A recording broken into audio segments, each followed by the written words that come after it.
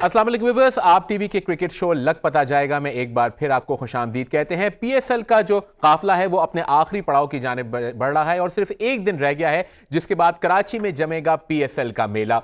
कराची से जो खबरें आ रही हैं उसके मुताबिक शहर कायद जो है वो पीएसएल के फीवर में जो है वो नहा चुका है। लोग बहुत ज़्यादा एक्साइटेड हैं, जो एडमिनिस्ट्रेशन है वो बहुत ज़्यादा एक्साइटेड है और तमाम लोग जो है वो इंटरनेशनल क्रिकेटर्स और पीएसएल की टीमों को खुशामदीद कहने के लिए तैयार हैं। सब लोग बहुत ज़्यादा एक्साइटेड हैं और क्यों ना हो, इंटरनेशनल क्रिकेट एक बार फिर पाकिस्तान में लौट रही है। प्रोग्राम का आगाज़ करते हैं। मेरे पास जो गेस्ट हैं वो इस्लामाबाद यूनाइटेड के फैंस के लिए बिल्कुल जो है वो अननोन नहीं है। पहले सीजन में इनकी शानदार परफॉर्मेंस रही थी। हमारे साथ मौजूद हैं इमरान खालिद। इमरान, अस्सलाम वालेकुम, कैसे हैं आप? वालेकुम अस्सलाम। जी मैं ठीक, अल्लाह का शुक्र। ज़बरदस्त। इमरान, पहला सीज़न जो हमने पीएसएल का देखा था, सेमीफाइनल में पेशावर ज़ल्मी के खिलाफ आपकी परफॉर्मेंस और भी बहुत सारी यादगार परफॉर्मेंस है, आज तक आई एम श्योर पीएसएल के फैंस को याद रहेंगी। उसके बाद इमरान खालिद थोड़ा गायब हो गए, तो कहाँ चले गए आप? नहीं, गायब तो नहीं हुआ। डोमेस्टिक क्रिकेट में खेलता रहा हूँ, बल्कि 4 डे हो या 1 डे क्रिकेट हो या T20 क्रिकेट हो, मैं खेलता रहा हूँ। लेकिन पहले पीएसएल के बाद मैं दूसरा पीएसएल भी खेला था। मैं 2 सीज़न खेला हूँ और अल्हम्दुलिल्लाह 2 सीज़न में अच्छा परफॉर्म किया मैंने। और उसके बाद फिर आपको नज़रअंदाज कर दिया गया, सिलेक्टर्स के लिए आप काबिल कबूल नहीं थे, क्या हुआ? जी, ये तो मेरे लिए ख़ुद बड़ा सरप्राइज़ था कि मुझे 3rd एडिशन में नहीं रखा गया। हालांकि मेरी परफॉर्मेंस बहुत अच्छी थी और मैं होपफुल था। जबकि मेरी मैनेजमेंट से भी बात हुई थी, वो भी ये कह रहे थे कि हमने आपको कंटिन्यू करना है। डीन जॉन से मेरी बात हुई तो वो भी यही कह रहे थे कि हम आपको कंटिन्यू करेंगे, क्योंकि आपने इस्लामाबाद यूनाइटेड के लिए बहुत कुछ किया और मैं होपफुल था, लेकिन अनफॉर्चुनेटली मुझे पिक ना किया गया। इमरान, ये सिर्फ आपकी नहीं, बहुत सारे प्लेयर्स की कहानी है पाकिस्तान क्रिकेट में कि वो परफॉर्म करते हैं और फिर उनको नजरअंदाज कर दिया जाता है। इस पे हम आगे चल के मजीद बात करेंगे। पीएसएल सीजन 4 मैं भी फॉलो कर रहा हूँ, आई एम श्योर आप भी फॉलो कर रहे होंगे। अब तक की जो मैचेस देखे, कितना इनको एक्साइटिंग पाया और वो कौन से मैचेस थे जो आपको यादगार रह गए? नहीं, पीएसएल तो जैसे जैसे आगे बढ़ रही है, नो डाउट ही बहुत एक्साइटिंग टूर्नामेंट होता जा रहा है और इसमें मज़ीद दिलचस्पी बढ़ती जा रही है, क्योंकि ये टूर्नामेंट जिस तरह अपनी कामयाबी की तरफ जा रहा है और इसमें मज़ीद आने वाले मैचेस भी इसी तरह जो है ना वो दिलचस्प होंगे। इमरान, आप भी इतने अरसे से डोमेस्टिक खेल रहे हैं और बिलाशुबा इसमें तो कोई शक नहीं कि पीएसएल ने पाकिस्तान क्रिकेट को बहुत सारे स्टार्स दिए हैं। एक यंग लड़के के लिए आप क्या समझते हैं, पीएसएल कितना इंपॉर्टेंट फोरम है और जो डोमेस्टिक के लड़के हैं वो कितना तैयार होते हैं, कितना फोकस होते हैं इस टूर्नामेंट के लिए? जी, बहुत बहुत इंपॉर्टेंट टूर्नामेंट है किसी भी यंगस्टर प्लेयर के लिए, क्योंकि अब जो है मौजूदा जो सूरत हाल है वो प्लेयर सिर्फ जो तैयारी करता है तो वो पीएसएल के लिए तैयारी करता है। और जब आप पीएसएल खेलते हो, फिर पीएसएल खेलने के बाद आप इंटरनेशनल क्रिकेट और पीएसएल में मेरा नहीं ख्याल कि बहुत ज़्यादा गैप रह जाता है। जो पीएसएल में परफॉर्म करता है, नो डाउट वो इंटरनेशनल लेवल पर भी परफॉर्म करता है। जिस तरह हमारे सामने मिसालें हैं, शादाब जिस तरह पीएसएल में उसने परफॉर्म किया लेकिन वो इंटरनेशनल में आया, उसने इसी तरह परफॉर्म किया और उसके लिए फ़खर जमान है, आसिफ अली है और भी जितने भी काफ़ी प्लेयर्स हैं। जी, काफ़ी प्लेयर्स हैं जो पीएसएल में परफॉर्म किया, लेकिन वो इंटरनेशनल जब खेले तो इंटरनेशनल में भी उन्होंने परफॉर्म किया, क्योंकि गैप बहुत कम रह जाता है। तो वो जो सारा प्रेशर है वो पीएसएल में ख़त्म हो चुका होता है उनका, तो इंटरनेशनल में वो अच्छा परफॉर्म करते हैं जाके। इमरान, बहुत सारे लोगों से सुना प्लेयर से कि जनाब इस लीग का जो स्टैंडर्ड है वो गालिबन दुनिया की सबसे बेस्ट और टफेस्ट लीग है। आपने 2 सीजन खेल चुके हैं फॉरेन प्लेयर्स के खिलाफ और साथ आपने खेला, किस तरह डिफाइन करेंगे इसका लेवल कैसे बहुत ज़्यादा टफ और हाई है? जी, नो डाउट बहुत ज़्यादा टफ है, क्योंकि आप इंटरनेशनल जितने भी अच्छे प्लेयर्स हैं, जो भी टॉप के प्लेयर हैं, वो सब आके लीग्स में खेलते हैं क्योंकि और आके परफॉर्मेंस देना चाहते हैं वो। तो जब उनके साथ, जब आप टॉप प्लेयर्स के साथ जब आप खेलेंगे तो नो डाउट वो टफ लीग तो होगी ही। और इसी तरह जो आप एनालाइज कर सकते हो, आप अपनी परफॉर्मेंस किस तरह बढ़ा सकते हो, आपने परफॉर्म कैसे करना है एक अच्छे स्टेज पे जाके। तो टफ लीग तो डेफिनेट ये है, क्योंकि इसका स्टैंडर्ड बहुत अच्छा है, स्टैंडर्ड बहुत हाई है, अच्छे प्लेयर्स आके खेलते हैं। तो डेफिनेटली इमरान, ये देखने को मिलता है जो प्लेयर गलती करता है फिर उसके बाद गुंजाइश भी नहीं होती, इसको खूब पिटाई पड़ती है। नाज़रीन, अब जो कि पहला मैच होने वाला है 9 तारीख को, वो होगा इस्लामाबाद और लाहौर कलंदर्स के दरमियान पाकिस्तानी वक्त के मुताबिक 7 बजे। कुछ पॉइंट टेबल पे भी इमरान नजर डालते चलें कि क्या सूरत हाल है। बड़ी इंटरेस्टिंग सिचुएशन है। अगर हम पॉइंट टेबल को अपने सामने रखें तो पता ये लगता है कि कोयटा ग्लैडिएटर्स और पेशावर की ज़ल्मी की जो टीम है नाज़रीन, ये 14 और 12 पॉइंट्स के साथ अब इनके बारे में हम सेफली कह सकते हैं कि ये प्ले ऑफ में जा चुकी हैं। बॉटम ऑफ द टेबल पे मुल्तान सुल्तान है जिनके सिर्फ 4 पॉइंट हैं, उनका एक ही मैच बचा है। तो गालिबन अब ये कहा जा सकता है कि मुल्तान सुल्तान एक तरह से प्ले ऑफ से आउट हो चुकी हैं, अपना आखिरी मैच खेलेंगे। इस्लामाबाद, कराची और लाहौर, इन तीनों के दरमियान टाई है कि कौन सी एक टीम है जो इनमें से आउट होगी और 2 जो हैं वो प्लेऑफ्स में जाएंगी। इमरान, आपको क्या एनालिसिस है, क्या लग रहा है इन मैचेस में? देखिए, ये मुल्तान सुल्तान तो टूर्नामेंट से बाहर हो चुकी है। लाहौर कलंदर और कराची किंग्स के दरमियान जो है वो समझा जा रहा है कि इनके दरमियान मुकाबला है। ठीक है। इनमें से जो लग रहा है जो लग रहा है कि वो एक टीम इनमें से बाहर होगी, क्योंकि वैसे तो इस्लामाबाद यूनाइटेड भी इन ट्रबल है, उसके भी 8 पॉइंट है। ठीक है, वो भी उसका एक मैच बाकी है।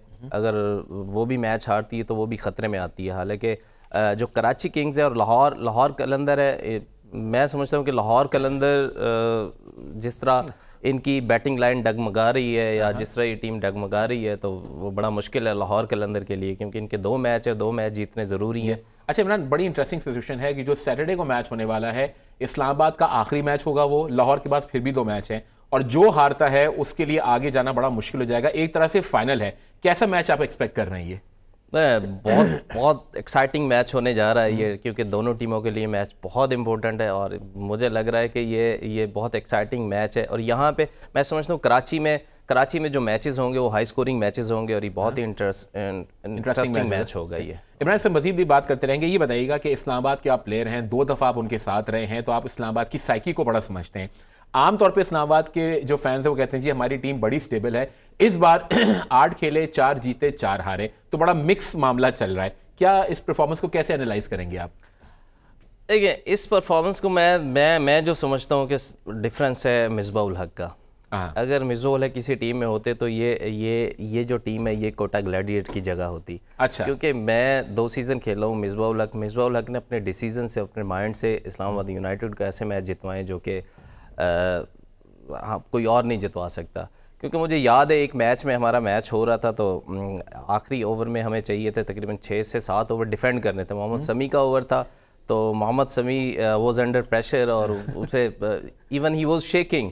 तो वो मिसबाह भाई के पास आए, मैं भी उधर कवर में खड़ा हुआ, तो मिसबाह भाई को कहते हैं कि मुझे बहुत डर लग रहा है उसमें। तो मिसबाह भाई ने उसे यही कहा था कि यहाँ पे आपने क्या करना है। तो वो कह रहे हैं कि मुझे समझ नहीं आ रही मैंने क्या करना है। तो मिसबाह उल हक ने कहा कि आप कूल रहो, यहाँ पे आपने सिंपल क्या करना है, यहाँ पे आपने लेंथ बॉल करनी है। शारजा में मैच था, वो कहते हैं मैंने जितनी भी क्रिकेट खेली, शारजा में जितनी भी क्रिकेट खेली है ना, मुझे पता है कि लेंथ बॉल अगर जिसकी पेस है, लेंथ बॉल खेलना यहाँ पे आसान नहीं है लाइट्स में। अच्छा ठीक। तो आपने ना यॉर्कर मारना है ना बाउंसर मारना है, सिर्फ आपने शॉर्ट लेंथ बॉल करना है, लेंथ बॉल करना है। इसमें अगर आप अच्छी पेस से लेंथ बॉल करोगे कि नोबडी गोना प्ले यू, तो सेम ऐसे ही हुआ। उन्होंने 6 के 6 बॉल लेंथ बॉल किए और वो मैच हम जीत गए, मतलब 6 रन डिफेंड किए।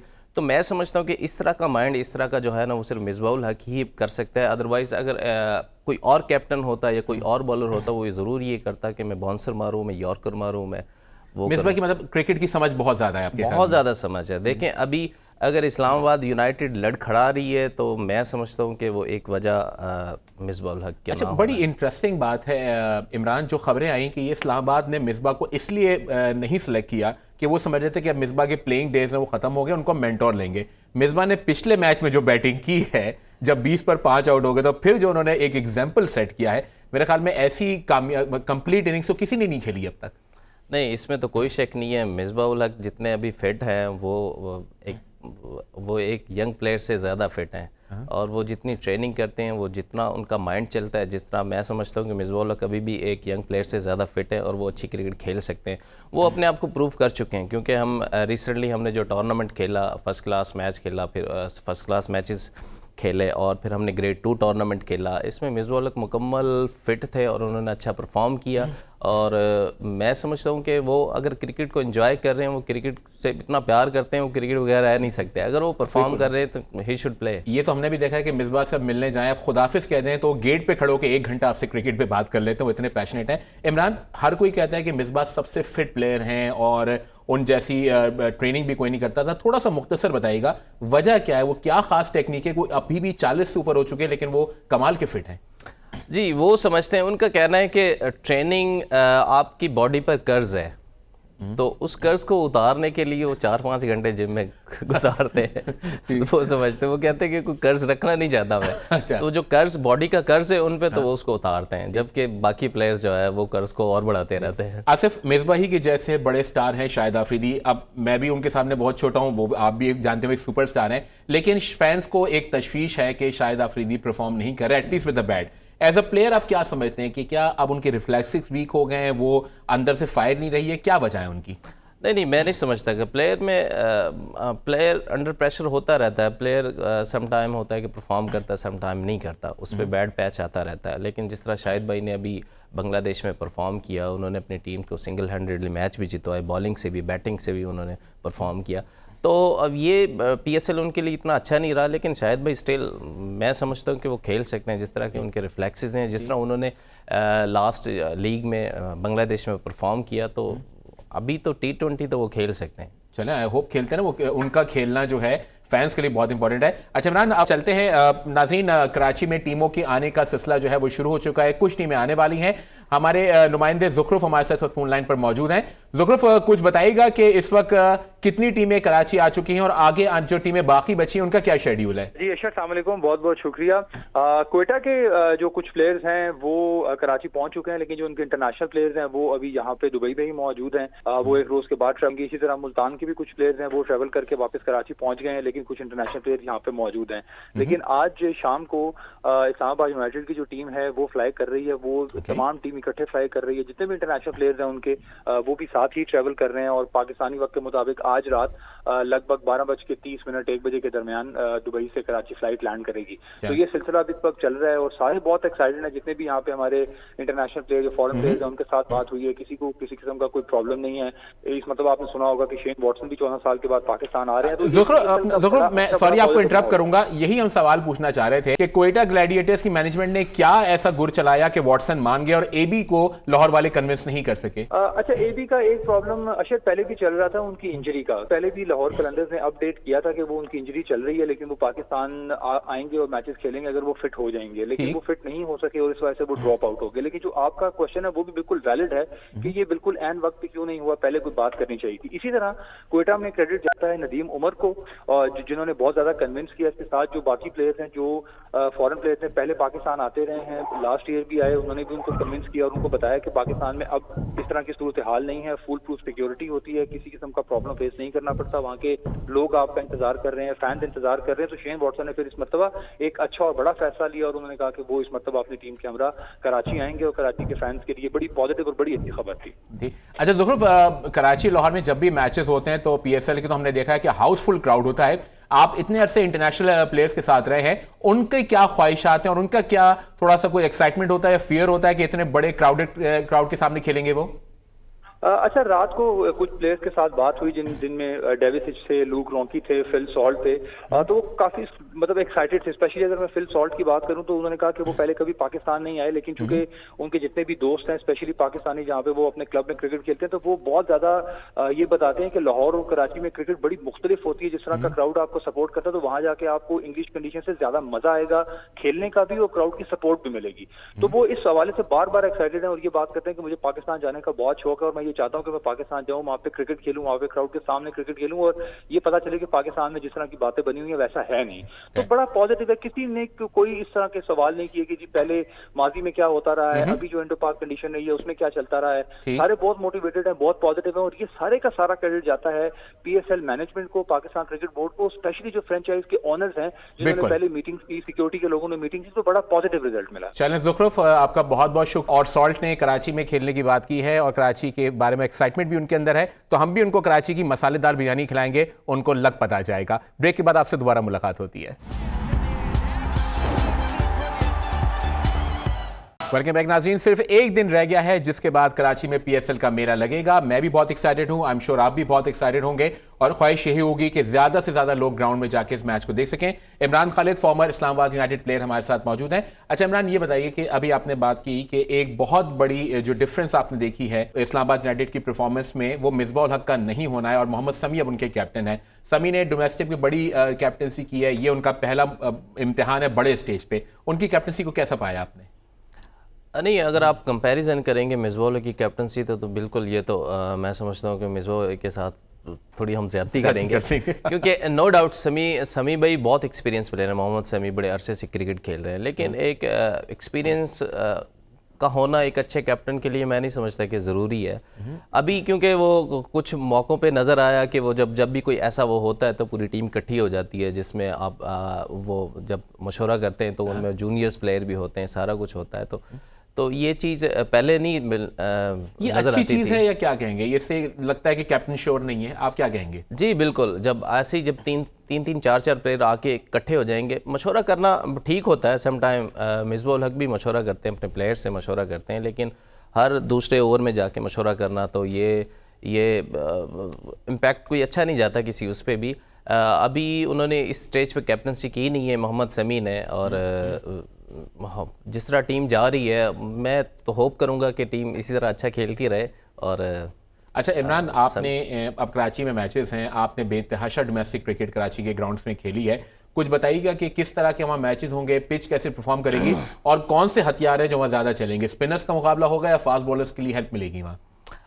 अशर भाई, क्रिकेट में कराची में जो क्रिकेट होती है वो वैसे यूजली हाई स्कोरिंग गेम होती है, और ये तो अभी नई विकेटें, अभी कुछ कह नहीं सकते कि कैसे विकेट खेलेगी, क्योंकि बिल्कुल स्टेडियम जो है वो बिल्कुल नया बना है, विकेटें बिल्कुल नई हैं, आप कोई आइडिया नहीं है कि वो कैसे खेलेंगे, लेकिन होप के हाई स्कोरिंग गेम होगी, क्योंकि कराची में अंडर लाइट्स रन्स भी बनते हैं, रिवर्स स्विंग भी होती है, जिसको रिवर्स करना आता है, बॉल स्विंग भी होता है वहाँ पे, और मैं ये समझता हूँ कि हाई स्कोरिंग गेम होगी, और जो कि बहुत एक्साइटिंग लग रहा है कि मैचेस होंगे इंशाल्लाह। अच्छा, पहले मैच की अगेन बात करते हैं कि हमने इस्लामाबाद पे तो बहुत बात कर ली, ऑब्वियसली आपका ताल्लुक उनसे है, दूसरी जानिब लाहौर है, कुछ जो मसाइल इस्लामाबाद के साथ है वो लाहौर के साथ भी हैं, उनके लिए भी मैच जीतना जो है वो डू एंड डाई का मामला है। एबी डिविलियर्स नहीं है, जो उनका बैलेंस है वो भी आपके सामने है, लाहौर आपको क्लिक करती दिखाई दे रही है? जो सिचुएशन है लग नहीं रहा कि लाहौर क्लिक करेगी, अल्लाह करे कि क्लिक करे, क्योंकि जिस तरह इनके ओनर्स मेहनत करते नजर आते हैं पूरा साल ये क्रिकेट को, और फैंस की बड़ी फेवरेट टीम है, आपको ये बता दो। बिल्कुल, मतलब एज ए फैन तो मैं भी चाहूँगा कि लाहौर जो ऊपर आए, लेकिन लग नहीं रहा, क्योंकि इनका कोई कम्बिनेशन नज़र नहीं आ रहा। मैं समझता हूँ कि इनको कम्बिनेशन बनाना चाहिए था, 3 से 4 चौथा सीज़न ये जारी है, और लाहौर जो बॉटम पे जो भी टीम होती है उनके पास अपॉर्चुनिटी होती है कि वो पहली या दूसरी पिक लें, तो कोई कम्बिनेशन नज़र नहीं आ रहा। और रही सही कसर एबी डिविलियर्स की वजह से कि वो अनफिट हो गया, वो अनफॉर्चुनेटली पाकिस्तान आ नहीं रहा, तो इसकी वजह से इनका कम्बिनेशन नज़र नहीं आ रहा। कभी एक प्लेयर को खिलाते हैं तो दूसरे में वो ड्रॉप कर देते हैं, 2-2 3-3 चेंजेस मैच में होती हैं, तो मैं नहीं समझता कि ये टीम के लिए कंसिस्टेंसी जरूरी है, कंसिस्टेंसी बहुत जरूरी है। अच्छा इमरान, आपको मुझे इंटरप्ट करना पड़ेगा। नाज़रीन, इस वक्त हमारे साथ फोन लाइन पर मौजूद है इस्लामाबाद यूनाइटेड के hard hitting batsman Asif Ali. Asif, अस्सलाम वालेकुम and welcome to the show. बड़ा important do and die match है लाहौर के खिलाफ कराची के स्टेडियम में, क्या तैयारियां हैं, टीम का मोराल कैसा है और आप खुद क्या करने वाले हैं उस मैच में? जी बिल्कुल भाईजान, डूडाई मैच है, जीतेंगे तो हम प्ले ऑफ में जाएंगे, बाकी तैयारियां तो बहुत अच्छी हैं, सबका यही एम है और गोल यही है कि ये मैच जीतना, और इंशाल्लाह प्ले ऑफ में जाते हैं तो फिर इंशाल्लाह कोई PSL जीतनी है। सबसे पहले तो टारगेट ये है कि ये अभी जो हमारा लाहौर के साथ मैच है इसको जीतना है। आसिफ, जब ऐसा मैच सामने आ जाए जिसको जीतना डू एंड डाई हो जाता है, तो आप माशाल्लाह इतने अरसे से खेल रहे हैं, तो प्लेयर्स की क्या स्ट्रेटजी होती है, क्या फीलिंग होती है, और आप लोग किस फ्रेम ऑफ माइंड के साथ इस गेम में जाएंगे? जी बिल्कुल, इस पे जो हमारी मैनेजमेंट है, कोचिंग स्टाफ है, वो एक प्लान देते हैं और दूसरी टीम को देख के उस पर जो प्लान बनाते हैं, बैटिंग बॉलिंग जो भी। हेलो, गालिबन आसिफ से हमारा राब्ता जो है वो मुनक़ता हो गया है, तो एक आसिफ ने बताया कि एक स्ट्रेटजी लेकर हम मैदान में जाते हैं। बज़ाहिर अगर देखें तो इस वक्त इस्लामाबाद का पलड़ा जो है वो थोड़ा सा भारी दिखाई दे रहा है लाहौर के मुकाबले में, और उनके बैलेंस भी ज़्यादा बेहतर है, तो ये एडवांटेज होगा उनके पास आपके ख्याल में? जी डेफिनेट, आप थोड़ा कह रहे हैं, मुझे ज़्यादा लग रहा है, ज़्यादा उनका पलड़ा भारी है। इस्लामाबाद यूनाइटेड नो डाउट अच्छा परफॉर्म इन्होंने पहले भी किया है, और अभी भी कोई इतना बुरा परफॉर्म नहीं कर रहे इनके, ये एक्चुअली डिपेंड कर रहे हैं ऊपर से रोंकी के ऊपर कर रहे हैं और नीचे से आसिफ अली के ऊपर ये ज़्यादा वो कर रहे हैं। तो अगर इन्होंने आगे खेलना है, आगे जाना है, आगे फाइनल तक जाना है, तो सबको परफॉर्म करना पड़ेगा। जब एक या दो प्लेयर्स पे आप डिपेंड करते हो तो टीम जो है ना वो एटलीस्ट फाइनल तक नहीं जाती। एक या दो प्लेयर आपको फाइनल नहीं जितवाते, एक दो मैच तो जितवा सकते हैं, लेकिन जब हर मैच में एक या दो प्लेयर पे आप रिलाई करो तो फिर एक ऐसी स्टेज आती है जिस पे वो फेल हो जाते हैं और टीम जो है ना वो बैठ जाती है। इमरान, इस्लामाबाद और लाहौर के लिए एक और टीम जो खतरे की घंटी बजा सकती है, दर्द सर है, वो है कराची किंग्स। उनका भी हमने देखा है कि रिसेंट मोमेंटम जो है वो बिल्डअप होना शुरू हो गया है। आमिर की भी, उनकी वालदा की डेथ हो गई थी, तो अल्लाह ताला उनको अपने जवार रहमत में जगह अता फरमाए। आमिर भी टीम में वापस आ जाएंगे, तो कराची भी काफ़ी स्ट्रॉन्ग यूनिट दिखाई दे रहा है। अशर भाई, मैं समझता हूँ कि कराची एक बहुत स्ट्रॉन्ग टीम है, ऑन पेपर भी और वैसे भी। इंडिविजुअली आप हर प्लेयर पे डिस्कस कर लें तो वो बहुत अच्छी टीम है, और मैं सरप्राइज़ हूँ कि वो अब अपने जितनी अच्छी वो टीम है उसके मुताबिक वो परफॉर्म नहीं कर पा रही। लेकिन मैं समझता हूँ कि अगर वो क्लिक करेंगे तो हो सकता है कि वो मैच जो देख रहा हूँ वो कराची को फाइनल तक देख रहा हूँ। अच्छा, फाइनल तक जी, मैं देख रहा हूँ फाइनल तक। ये मुझे नहीं कह रहा उनका होम ग्राउंड है, नहीं, मैं इसलिए नहीं कह रहा क्योंकि मैं उनकी टीम को देखते हुए कह रहा हूँ। अभी तो मनरो जो है वो परफॉर्म नहीं कर रहा हूँ, सिवाय एक गालमन रोसो टीम है, इंग्रम है वो बड़ा अच्छा परफॉर्म कर रहा है। इंग्रम पे वो डिपेंड ज़्यादा कर रहे हैं, ठीक है, लेकिन मनरो अगर फॉर्म में वापस आ जाता तो ये कराची के लिए और बाबर आजम को कैसे भूल सकते हैं? बाबर आजम, नो डाउट, बाबर आजम तो एक फुल पैकेज है, आप उसको वाकई नहीं भूल सकते। बाबर आजम फॉर्म में वापस आ गया है, और मैं समझता हूँ कि इफ्तिखार अहमद से इनको काफ़ी फ़र्क पड़ेगा, क्योंकि इफ्तिखार मिडिल ऑर्डर में ऐसा बैट्समैन है वो टीम को लेके चल सकता है। तो व्यूअर्स, आपने के इमरान खालिद ने कहा कि कराची किंग्स की टीम उनको फाइनल तक जाती दिखाई दे रही है।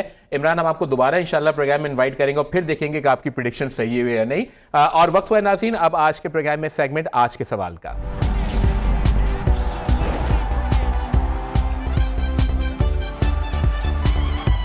तो बस हमने पिछले प्रोग्राम में आपसे सवाल पूछा था कि PSL में 4 में इस वक्त जितने भी खिलाड़ी खेल रहे हैं उसमें सबसे कम उम्र खिलाड़ी कौन सा है।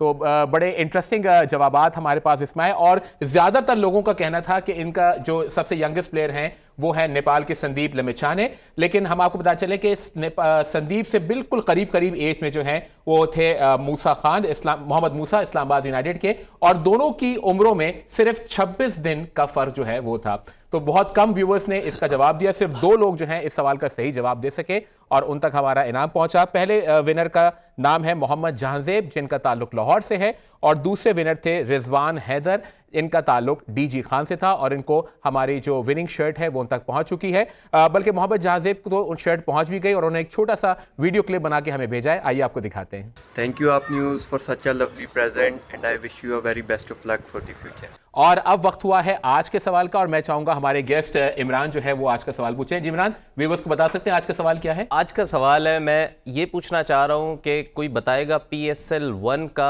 मैन ऑफ द टूर्नामेंट कौन था? जी व्यूअर्स, आपने सुना कि हमारा अगला सवाल है कि PSL 1 जो था, जो 2016 में PSL का पहला सेशन हुआ था, उसमें मैन ऑफ द टूर्नामेंट कौन था? आप अपने जवाब हमें दे सकते हैं हमारे फेसबुक और ट्विटर पेज पे। प्रोग्राम का वक्त खत्म होता है, इंशाल्लाह कल आपसे दोबारा मुलाकात होगी, तब तक के लिए खुदा हाफिज।